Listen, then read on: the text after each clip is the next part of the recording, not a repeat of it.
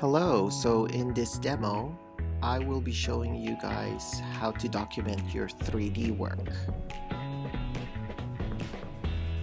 So let's start. Here you can see an example of a work that I did, a cutout installation work that is pinned on the wall itself. And here I have shown different perspective of it in different sides, so you can actually see how it's elevated off the wall to give context to the actual piece itself. And I paired it with text of instructional image of installation pinned on the wall and elevated away from the wall to create shadows is how I usually have it up. You can also display it in a light box, textured or colored walls, as well as you can decide how you would want to install it. So here is a good example showing you how I would want to install this piece of installation.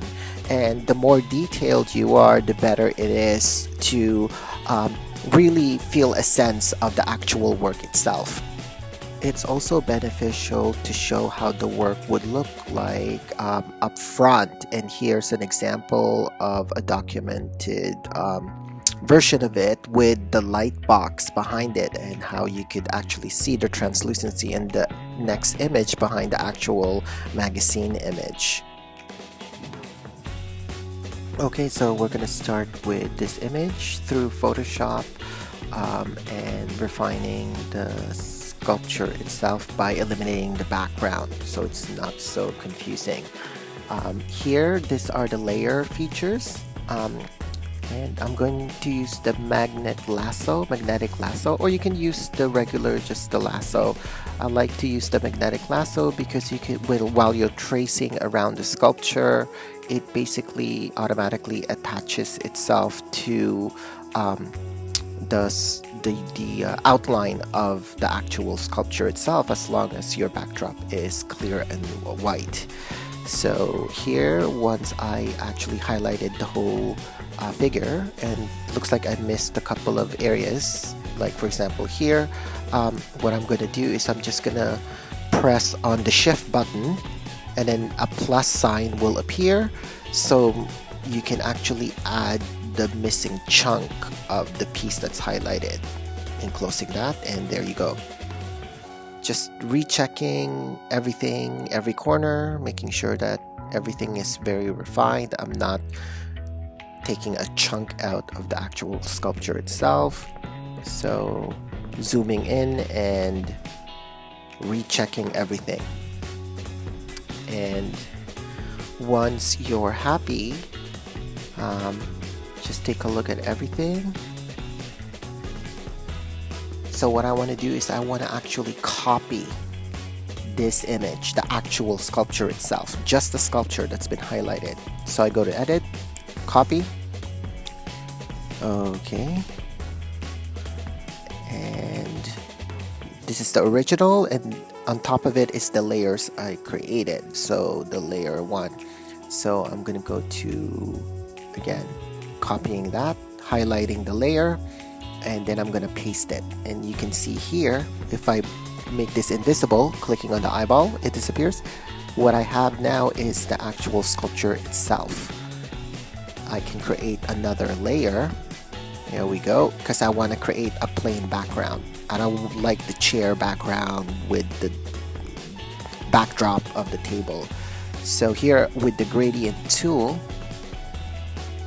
I'm making sure all of my colors, let's say the white one, with the paint tool, I can fill in the background in white. And you can see I actually used the layer backdrop in white, but I find it a little too stark, so I'm using a little bit of the color from the sculpture, the lightest part of the sculpture, and again using the paint tool, filling in the background, which is my layer 2. So it's not so white, but now it looks like the sculpture is fading into the background. I'm not sure if I'm still quite happy about that aesthetic. So let me just make the sculpture invisible by clicking on the eyeball icon. I will go use the paint tool, the gradient tool, right there, just above the paint tool. And I want to create a gradient, another background. So I created another layer, a third layer, and just checking if all the gradients are in order. And instead of black, I want to change the black into a gray. But instead of just regular gray, I prefer like a bluer hue, like a cooler tone. I'm going to press OK. And if you look here, you can see the actual beige and the blue-gray tone. That will be the gradient. So just drag from the bottom and release. And you can see it actually created this ombre effect where it's darker at the bottom and it slowly turns light. You can do it again if it's not as strong as you want, creating a much deeper tone. I think I'm happy about that. I insert the image and there you go. I like the depth that's happening here, so I'm just gonna save it as with every process that you're doing, it's a good practice to constantly save your file. You don't want to all of a sudden lose your document or your file if your computer froze or suddenly all of a sudden shut off because it's over exhausted. So get into the habit of saving your process before you move on to the next, because if you lose the entire file and you work so hard on it, it would be a shame. And that's what I've learned. I've lost a lot of file without saving it all throughout the process. And here, adjustment, I wanted to do a color balance with the actual sculpture itself. So making sure that layer is highlighted, and I'm putting a little bit of a cooler tone as well, because the actual real sculpture has a cooler white tone into it in real life. It doesn't have a yellow tone. It doesn't look yellow in real life. So I'm decreasing the yellow hue by introducing a bit of a cooler tone. And I'm just gonna check it out, how the image is looking and how it's blending with the background. And again, I'm gonna save it every time I do a change. So I'm quite happy of how the sculpture actually looks. I like the cooler tone. It's a bit closer to real life and how it looks like in real life from what I'm looking at.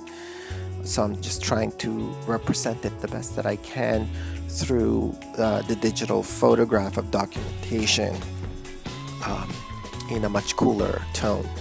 And I think it looks a bit more polished than before as well. And I'm quite happy about this. And I'm looking at the bottom here, we have the dodge and the burn tool. The dodge tool brightens area and the burn tool darkens area. If you want, you could also change the size of that. You can also create shadows at the bottom. So I created another layer right here. So I want to create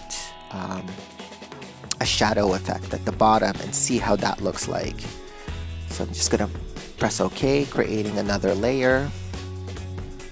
I basically just copied the same layer, so I'm just gonna darken the bottom. There we go. Darkening that, adjusting it to kind of just create a shadow, but also at the same time without overdoing it. You can always change the saturation and the strength of the burning tool at the top left, so you can change how strong you want it. But I'm going to show you how to kind of fade it a bit so it's not as harsh. So make sure that layer is highlighted that you're working on. It's highlighted right here. Go up here to opacity and you might want to just lower it down. And as you can see, it actually makes it a bit softer. And I find it looks better. So on the layer 4, right here, layer 4 copy, which basically I just copied the layer below it, you could see where the shadow is, and then I just decrease the opacity, making it softer. But for now, I think I like it without the shadow. It just looks more polished visually. So I think I'm just gonna save this file here and save it as well. So as you can see, it looks more polished, the sculpture stands out more. You can choose either a plain white background, or you can create ombre effects to create depths with the background itself. So you can see in the example here, the before and the after. On the left, I have eliminated the background, which you can see on the right. It looks much more polished. It looks clear and crisp without the distracting background. Again, just to recap, this is the before. I created a GIF animation file of the piece, and after, as you can see, it looks a bit more polished in presenting the actual sculpture itself, especially when I'm showing it as an animated GIF. Thank you for watching. Until next time.